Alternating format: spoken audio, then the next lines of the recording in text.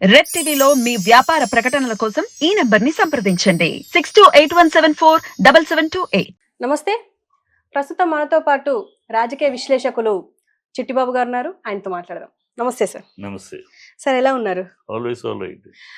Sir, ఇప్పుడు ప్రస్తుతం మనకు తెలంగాణలో జరుగుతున్న ఇష్యూస్ కానీ అటు ఎందుకంటే ఇటు పార్లమెంట్ ఎన్నికలు జరగబోతున్నాయి. అక్కడ మొత్తం పార్లమెంట్ ఎన్నికలతో పాటు అసెంబ్లీ ఎన్నికలు కూడా జరగబోతున్నాయి. ఇప్పుడు ఈ నేపథ్యంలో కేటీఆర్ గారు ఇక్కడ పార్లమెంట్ ఎన్నికలకు సంబంధించి ఇప్పటి వరకు చాలా ట్వీట్స్ చేశారు. అయితే ఈ రోజు ఏం చెప్తున్నారంటే కొన్ని యూట్యూబ్ ఛానల్స్ ఆధారాలు లేకుండా ప్రచారాలు చేస్తున్నారు, అసత్య ప్రచారాలు చేస్తున్నారు అని చెప్పి వార్నింగ్ ఇస్తున్నారు, మాస్ వార్నింగ్ ఇస్తున్నారు. దీనికి మీరేమంటారు? కరెక్ట్ అమ్మా. ఇప్పుడు యూట్యూబ్స్ శృతి మించి ఉన్నాయి. ఎవరిని కంట్రోల్ చేయాలి, ఎట్లా కంట్రోల్ చేయాలి కూడా తెలియట్లా. అంటే ఫ్రీ సోషల్ మీడియా పెరిగినాక ఎంత అడ్వాంటేజ్ ఉందో అంత డిసడ్వాంటేజ్ చేస్తారు కొన్ని ఛానల్స్. ఇప్పుడు విషయం రాయొచ్చు ఆధారాలతోటి. దాన్ని నువ్వు ఏదైనా పాయింట్ చెప్తున్నప్పుడు దాని యొక్క అథెంటిసిటీతో రాయాలి. మీరు ఊహించుకుని మీ ఒపీనియన్ని, మీ యొక్క పాయింట్ ఆఫ్ వ్యూని ప్రజాభిప్రాయంగా చెప్పద్దు. అది అది తప్పు కదా. అది జర్నలిజానికే తప్పు. అది ఈ చాలా ఛానల్స్, యూట్యూబ్ ఛానల్స్లో ఏదో వాళ్ళ ఇష్టానికి అసలు ఉన్నది లేనిది వాళ్ళు కల్పితము, వాళ్ళు రాసేసుకుని దానికి ఆధారాలు ఉండవు, ఏముండవు వేసేస్తారు. దాని తర్వాత ఖండన ఉంటుందా? ఖండన ఉండదు కదా. న్యూస్ పేపర్లో అయినా కనీసం మాట్లాడేదో ఖండన వేస్తారు. ఇది ఖండన కూడా ఉండదు, వెళ్ళిపోద్ది. జనాల్లోకి వెళ్ళిపోయినా కదా ఏం చేయాలి? ఒక తప్పుడు సమాచారం, ఒక తప్పుడు ఇది వెళ్ళిపోతుంది. అది కరెక్ట్. అందుకని వాళ్ళ కేటీఆర్ ఆయన ఒక్కడే ప్రత్యేకంగా ఇచ్చింది ఏం కాదు. ఇదే రేవంత్ రెడ్డి ఇచ్చున్నాడు, ఇదే కాంగ్రెస్ వాళ్ళు ఇచ్చున్నారు, బీజేపీ ఇచ్చున్నారు, అందరూ ఇస్తూనే ఉన్నారు. కానీ అది జరుగుతూనే ఉంటుంది. అది వారిని మనం గట్టిగా చెప్పడం, మన బాధ్యతకరంగా చెప్పడం తప్పితే ఈ సోషల్ మీడియా కట్టు తప్పిపోయింది. కంట్రోల్ లేదు, ఎవరు కంట్రోల్ లేదు. ఎవడు ఏంటో రాసేవాడు ఎవడో కూడా వాడికి ఏదో కేకే అంటాడు, ఇంకా పీకే అంటాడు, ఏదో పేరు పెడతాడు. వాడు ఎవడో కూడా తెలియదు, కాంటాక్ట్ తెలియదు. వాడిని కాంటాక్ట్ చేసి రాసావు నువ్వు ఈ న్యూస్, ఈ ఆధారాలు ఏంటి చెప్పని అడగటానికి కూడా ఉండదు. ఈ దౌర్భాగ్యం ఉంది, నడుస్తుంది కనుక కడుపు పండుద్ది ఎవరికైనా సరే. అండ్ ఇప్పుడు సోషల్ మీడియాలో వస్తున్న అంటే దాని కింద కమెంట్స్ వస్తున్నాయి ఏంటంటే, మీరు తీసుకొచ్చిన ఫ్రీడమే కదా, మీరు మీ హయాంలో ఎంత ఫ్రీడమ్ ఇచ్చారో అదే ఫ్రీడమ్ ని ఇప్పుడు కూడా యూజ్ చేస్తున్నారు అని చెప్పేసి పొరపాటమ్మా. మేము ఇచ్చిన ఫ్రీడమ్ కాదు, సోషల్ మీడియా తనంతట తీసుకుంది ఫ్రీడమ్. సోషల్ మీడియాకి ఎవరు ఇవ్వలేదు. దేశంలోనే ఎవరు సోషల్ మీడియాకి ఫ్రీడమ్ ఇచ్చిందే లేదు. వాళ్ళు తీసేసుకుంటారు. ఎందుకంటే దాని కంట్రోలింగ్ లేదు కనుక, కంట్రోల్ చేసే ఒక అథారిటీ దానికి ఏది లేదు కనుక వాళ్ళు ఫ్రీడమ్ తీసుకున్నారు ఇష్టానికి. అందుకే ఎవరు ఒకళ్ళు ఇచ్చిన ఫ్రీడమ్ ఏం కాదు. మేము ప్రెస్ తోటి బీఆర్ఎస్ చాలా ఫ్రెండ్లీగా ఉండేది. ప్రెస్ తోటి ఉండేది. అది వాళ్ళు ఫ్రెండ్లీగా ఉండి అడ్వాంటేజ్ తీసుకున్నాడు. కొంతమంది అయితే ఫ్రెండ్లీగా ఉన్నదాని కనుక సవ్యంగా చేసిన వాళ్ళు కొంతమంది ఉన్నారు. కొంతమంది అడ్వాంటేజ్ ఈ డిసడ్వాంటేజ్ తీసుకుని వాగే బ్యాచ్ కొంచెం ఎక్కువ అయ్యారు ఇప్పుడు ఈ కాంగ్రెస్ ప్రభుత్వం వచ్చినాక. కాంగ్రెస్కి ఎంతసేపు ఏంటంటే అధికారంకి వచ్చిన కాడ నుంచి బీఆర్ఎస్ని తిట్టుట, కేసీఆర్ని తిట్టుట, కేటీఆర్ తిట్టుట, అదే వాళ్ళ పరిపాలన.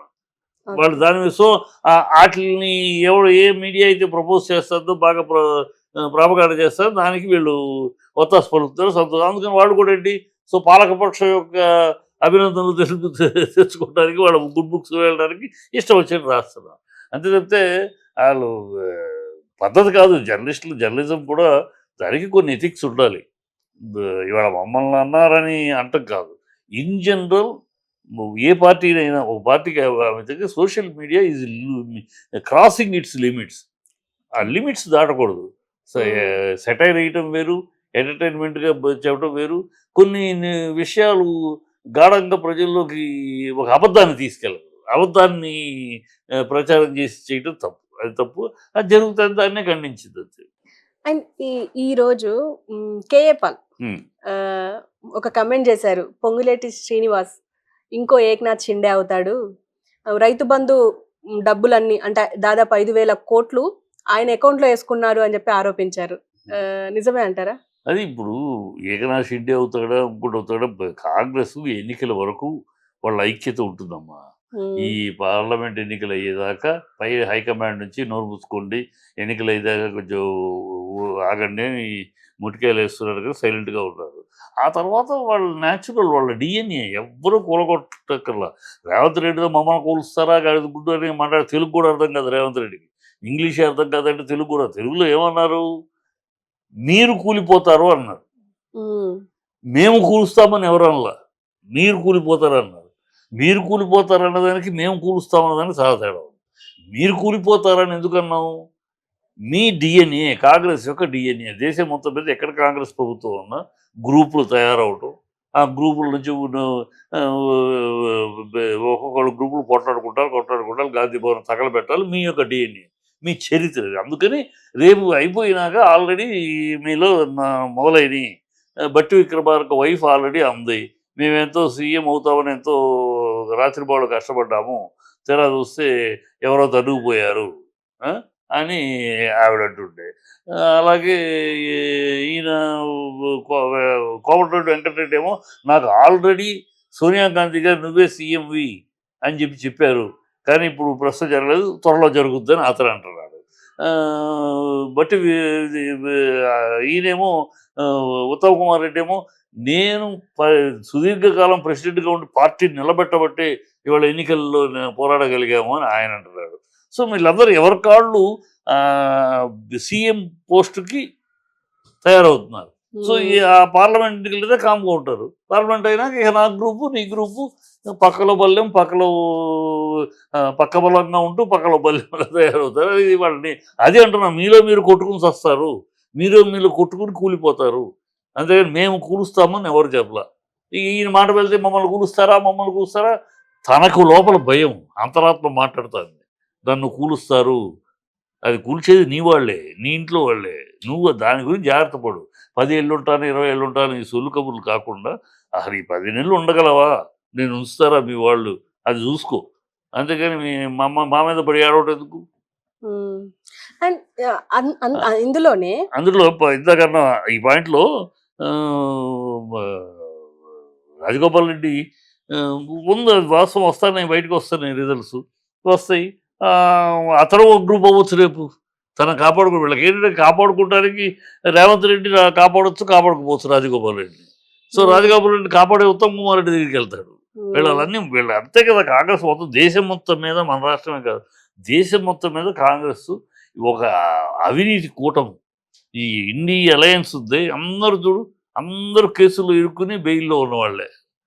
ఇప్పుడు కేజ్రీవాల్ కాడ నుంచి, సోనియా గాంధీ కాడ నుంచి, రాహుల్ గాంధీ కాడ నుంచి, మమతా బెనర్జీ మినిస్టర్ల కాడ నుంచి, ఉద్ధవ్ థాకరే మినిస్టర్ల కాడ నుంచి, తమిళనాడు మినిస్టర్ల కాడ, అన్ని వీళ్ళ పార్టీలు అందరూ కేసులు బెయిల్ మీద ఉంటారు. సో అందుకని అవినీతి కూటమి ఉంది. ఈ కాంగ్రెస్ ఆ కూటమిలో ఏదో పెద్ద దేశంలోనే లేదు కాంగ్రెస్కి, ఇక్కడేముంటుంది, ఉన్నవాళ్ళు ఏదో తంతి గాలిలో పుట్టబడ్డాడు, ఎక్కడో ఒక చిన్న దీంట్లో వచ్చేసారు, అంతే తప్పితే నథింగ్ మోర్ దెన్ దట్. వాళ్ళు అందుకని వాళ్ళ బాధ దీన్ని మాట్లాడుతున్నారు తప్పితే ఇంకోటి కాదు. అందులోనే మళ్ళీ ఇంకేంటంటే విహెచ్ అంటే మాజీ రాజ్యసభ సభ్యుడు వి హనుమంతరావు గారు ఈ మధ్య ఆయన ఎక్కువ అంటే కొన్ని సంచలనమైన వ్యాఖ్యలు చేస్తున్నారు, రేవంత్ రెడ్డిని కానీ, ఇప్పుడు పార్టీకి సంబంధించింది కానీ. అలా అంటే ఇప్పుడు ఆయన ఏమంటున్నారు, ఆయన ప్రెస్ మీట్లని కవర్ చేయొద్దు అని చెప్పి కాంగ్రెస్ పెద్దలు అన్నారు అని అంటున్నారు, ఎందుకంటారు? ఇప్పుడు విహెచ్ గారిని పాపం ఆ కాంగ్రెస్ పార్టీలో ఆయన్ని ఎప్పుడో అధ్యక్షుడు చేయాలి, ఎప్పుడో సీనియరు దళితుడు ఎప్పటి నుంచో ఉన్నాడు, సీరియస్ కెసబియ్యం కాక వేరే చూపే లేకుండా కాంగ్రెస్ అని జీవితం అంతా ధ్యాస శ్వాస కాంగ్రెస్. సో అతనికి సముచిత స్థానం కల్పించాలి.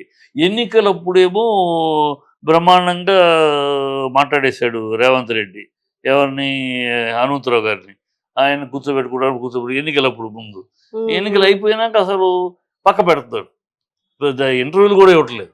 ఆయన పిలిస్తే, ఆయన ఒక సీనియరు కలిస్తే అంత అవమానించకూడదు కదా, కనుక ఆయన బాధలో చాలా అర్థం ఉంది. ఇలాంటివే కాంగ్రెస్లో ఉండే లోకలు ఇలాగైతే ఒక్కొక్కటి ఇష్టపడే అధికారం కదా.